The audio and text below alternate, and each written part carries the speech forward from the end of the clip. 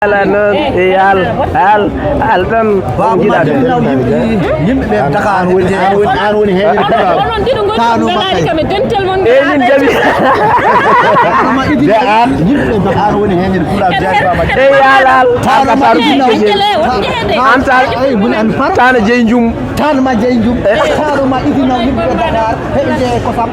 Amadou Diallo en wiyete Demba Djiby Korka en yimɓe moƴƴuɓe ɓe guitti lawol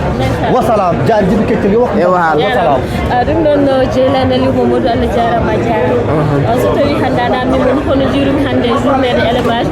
ari ɓe monsieur Macky Sall woni son excellence hoorejo leydi Sénégal so tawi hande ari a tawi amen ɗo sa yi ɓeɗo ko awluɓe yontaɓe hay goto wattaɓe ɗo présentation sa yi hande radio fulɓe international ono dari tigui hande hollurde résultat ji en direct à radio fulɓe en direct e télévision fulɓe ɗum ɗon wadde ko wiide bandiraɓe tan hande e jum haydara hande weeɓani ɗo kala ɓe jiiɗa worɓe fulɓe rewɓe fulɓe sippoɓe aynaɓe e dajoɓe kamɓe kala aɓene gaare keewal aɓe noote keewal te jeylani ali mamadou somi ƴeewi yeeso ma ngo ndiyam hen ko yeeso gorko fullo ko ganduɗa hande ko beltiɗo mo ganduɗa hande omo ƴetti décision hande jaɓɓade hoorejo leydi Sénégal gorko pillo biyo mbimi e wimani kanko min mbiyata lamtore gueɗe Bouloum Sare hamne ali mbeɗen ndi mo hujjana ɗon wiya bineten ɗum noon wadde hande ko wiide moon tan bisimilla moon e ñalawma gaynaka bisimilla moon kadi so aynaɓe kalama oɗon gandi commune Mbal hetta hen caggal oɗon gandi hoorejo Demel Binta Bodiel monsieur le maire oɗon gandi hande onon jeelani ali mamadou hajjilen fa umaren ma chéri en oɗon fof so gari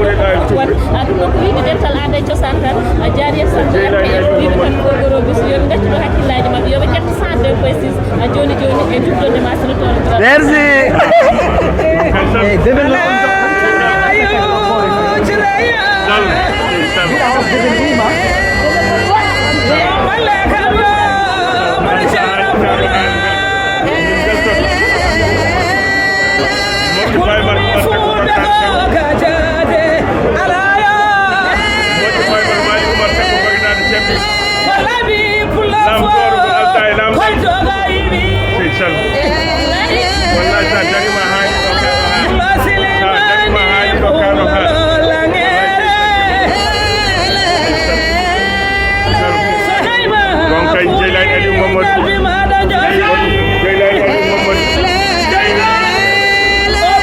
an woni e nder